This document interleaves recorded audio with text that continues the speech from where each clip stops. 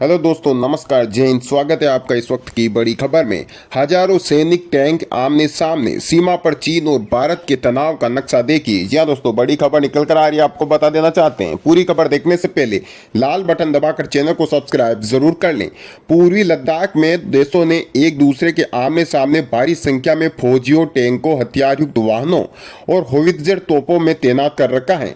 इस बीच Indian army chief general MM Naravane ने गुरुवार को चुशुल सेक्टर पहुंचकर वहां की रक्षा तैयारियों का जायजा लिया।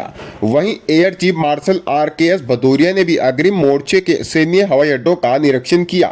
जी हां दोस्तों, चीन ने पूर्वी लद्दाख के चुशुल सेक्टर के सामने भारी संख्या में फौजें भेज दी हैं। उससे पहले हथियारों और भारी युद्धक उपकरणों से पूरी तरह लैस भारतीय सैनिकों ने ठाकुंग से लेकर रेकिन दर्रा तक की सभी महत्वपूर्ण चोटियों पर अपनी मोर्चेबंदी मजबूत कर ली है, ताकि भविष्य में चीनी सेना के किसी भी दुस्साहसिक प्रयासों का मुंहतोड़ जवाब दिया जा सके। जी हाँ दोस्तों, अग्रिम मोर्चों तक पहुंचे आर्मी चीफ। जी हाँ दोस्तों, आपको बता देना चाहते हैं, इलाके में दोनों देशों ने एक दूसरे के आमने सामने भारी संख्या में फौजियों, टैंकों, हथियारयुक्त वाहनों और होवित्जर तोपों से तैनात कर दिया है। इस बीच भारतीय थल सेना के प्रमुख जनरल MM नरावणे ने गुरुवार को चुशुल सेक्टर पहुंचकर वहां की रक्षा तैयारियों का जायजा लिया। वो शुक्रवार को दिल्ली लौटने से पहले इलाके में उत्तर दिशा की तरफ अग्रणी चौकियों का मुआयना करेंगे। आपको बता देना चाहते हैं, एयर चीफ ने किया सैन्य हवाई अड्डों का निरीक्षण।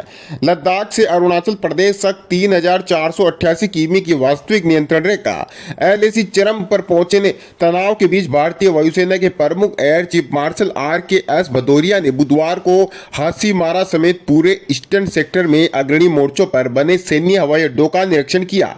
कुल मिलाकर ऐसा अंदाजा लगाया जा रहा है कि अगर बातचीत से मसला हल नहीं होता है, ये विवाद नहीं सुलझता है, तो भारतीय सेना पूरी तरीके से हाई अलर्ट पर है, पूरी तरीके से तैनात कर दी गई है। हमारे भारत के वीर जवान डटे हुए हैं, यानी कि आने वाले समय में सैन्य विकल्प भी आजमाया जा सकता है। जंगी हालात भी दिखाई दे रहे हैं। एक सीनियर ऑफिसर ने कहा, वैसे तो पूरी LAC पर भारी संख्या में सैनिकों और हथियारों की तैनाती के कारण हालात बहुत गंभीर हैं, लेकिन पूरी लद्दाख में स्थिति बिल्कुल विस्फोटक है। जी हाँ दोस्तों, आपको बता दें, उधर भारतीय रक्षा मंत्री राजनाथ सिंह संघाई सहयोग संगठन की बैठक में हिस्सा लेने रूस की राजधानी मॉस्को में हैं, जहां उन्होंने रूस के रक्षा मंत्री जनरल सर्गेई शोइगु से मुलाकात की है। सूत्रों की माने तो चीन के रक्षा मंत्री वेई फेंगे ने भी अपने समकक्ष राजनाथ सिंह के साथ शुक्रवार को बैठक के लिए समय मांगा है। हालांकि अभी तक भारत की ओर से इस पर कोई जवाब नहीं दिया गया है। तो वहीं दोस्तों, आपको ये भी बता दें, 29 और 30 की रात भारत ने इन चोटियों पर की थी मोर्चेबंदी। LAC पर बिल्कुल विकट परिस्थितियों के बीच दोनों देशों ने सैन्य बातचीत का रास्ता खोलकर रखा है। चुशुल मोल्डो बॉर्डर पॉइंट पर गुरुवार को चौथे दौर की ब्रिगेडियर स्तर की बातचीत हुई। हालांकि इस बार भी बातचीत बेनतीजा रही। चीन इस बात से हैरत में पड़ा है कि भारत ने 29 और 30 अगस्त की रात को कैसे पेंगोंग झील, स्पांगुर गैप, रेंजिंग दर्रे और रेंचिंग पहाड़ियों से गुजरने वाले रेकिन दर्रे पर अपनी मोर्चेबंदी कैसे कर ली। एक अधिकारी ने कहा, PLA यानी कि पीपल्स लिबरेशन आर्मी को इसका जरा भी आभास नहीं था। इसने चुशुल सेक्टर के सामने अतिरिक्त फौजें भेज दी हैं, लेकिन हम भी वहां बहुत मजबूत और बिल्कुल तैयार हैं। इतना ही नहीं, पूरी लद्दाख में हम पूरी तरह चौकस हैं। तो दोस्तों, आपको बता देना चाहते हैं कि अब लगने लगा है कि सेना पूरी तरीके से अलर्ट पर है, खुली छूट मिली हुई है, पूरी तरीके से निगरानी रखी जा रही है, चीन की हरकतों पर लगातार मोर्चेबंदी की जा रही है। इससे एक चीज तो दोस्तों साफ हो जाती है कि आने वाले समय में अगर चीन नहीं सुधरता है, अपनी हरकतों से पीछे नहीं हटता है, हरकतों से बाज नहीं आता है, तो फिर भारतीय सेना मुंह तोड़ जवाब देने के लिए हमारे हिंदुस्तान के वीर और बहादुर जवान पूरी तरीके से तैयार हैं। कुल मिलाकर आने वाला वक्त लग रहा है कि जंग जैसे हालात बन रहे हैं। वहीं दोस्तों, राजनाथ सिंह रूस गए हुए हैं मॉस्को में, ताकि वहां पर जो है दोस्तों बैठक कर सके, बड़ी बैठक कर सके। चीन भी जो है राजनाथ सिंह से मिलना चाह रहा है। ऐसे में दोस्तों माना यह जा रहा है कि कुछ मीटिंगें, बड़ी बड़ी मीटिंग और बाकी है, वो और हो जाए, उसके बाद शायद कोई निर्णय निकल कर आ सकता है कि आगे इस विवाद को किस तरफ मोड़ा जाएगा, क्या इस विवाद का निपटारा होगा या नहीं होगा। ये सारी बातें दोस्तों जल्द हम सबको पता चल जाएगी। अगर चीन अपनी हरकतों से बाज नहीं आता है, तो फिर चीन जो है दोस्तों, उस चीन को जो है हिंदुस्तान उसकी औकात दिखा देगा। चीन अच्छी तरीके से जानता है कि ये आज का हिंदुस्तान है, 21वीं सदी का हिंदुस्तान है, जो कि अत्याधुनिक हथियारों से लैस है। और चीन की दोस्तों अब हालत खराब होने वाली है। और आप बदलाव है, ये हमेशा होता है। इसमें कोई नई बात नहीं है। अगर अभी की बात करें तो इस मोर्चे पर चिंता की कोई बात नहीं है। जी हाँ दोस्तों, दूसरी तरफ अरुणाचल प्रदेश से लोकसभा सांसद तापिर गाओ ने बताया कि चीनी सैनिक नियमित तौर पर भारतीय इलाकों में घुसपैठ कर रहे हैं। भारत चीन तनाव। जी हाँ दोस्तों, भारतीय सैनिकों ने चीन की चाल ऐसे कर दी नाकाम। जी हाँ दोस्तों, अंजाव जिले के वेलोंग और चलंगाम इलाके को सबसे ज्यादा संवेदनशील मानते हुए गाओ ने कहा, अब यह नियमित बात हो गई है, इसमें कुछ भी नया नहीं है। वही दोस्तों, आपको ये भी बता देना चाहते हैं कि अब जो है दोस्तों, आने वाले वक्त में चीन के लिए भारत ने बहुत ही ज़बरदस्त प्लान तैयार करके रखा हुआ है। क्योंकि जिस तरीके से 15 जून से विवाद चल रहा है भारत और चीन का, आपको पता ही होगा 15 जून की उस रात से ये विवाद बढ़ता ही जा रहा है।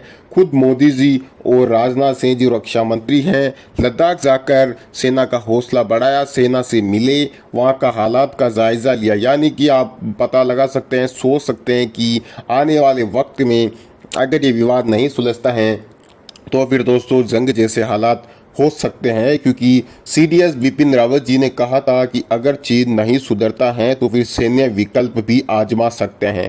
सैन्य विकल्प आजमाने का मतलब है आने वाले वक्त में अगर चीन जो है अपनी हरकतों से बाज नहीं आता है तो सेना पूरी तरीके से तैयार है। हिंदुस्तान की जो सेना है वो पूरी तरीके से भारत माता की रक्षा के लिए हमेशा तत्पर खड़ी रहती है। ऐसे में आने वाले वक्त में चीन को और भी बड़े झटके लगेंगे। अभी आपने देखा ही होगा, टिकटॉक के बाद सबसे बड़े ऐप जो है पबजी गेम को बंद कर दिया है भारत सरकार ने। इससे चीन को हजारों अरबों रुपए का घाटा होगा, ये भी बहुत बड़ी बात मानी जा रही है। यानी कि आने वाले वक्त में चीन अपने आप में जो है दोस्तों, चीन की हालत खराब होने वाली है। खुद चीन अपने पैरों में कुल्हाड़ी मार रहा है। और यही नहीं दोस्तों, जिस तरीके से फ्रांस से 5 राफेल विमान आकर भारतीय वायुसेना के अंदर शामिल हुए, ये भी बहुत बड़ी बात है दोस्तों। बहुत ही सालों बाद, 20-30 साल बाद लगभग जो है कोई लड़ाकू विमान भारतीय सेना के अंदर शामिल हुआ है। इस चीज़ से दोस्तों चीन को बहुत ही ज़्यादा मिर्ची लग रही है।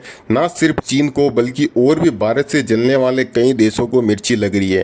क्योंकि राफेल को जो है दोस्तों सेना के अंदर शामिल करना कोई छोटी बात नहीं है दोस्तों, बहुत बड़ी बात है।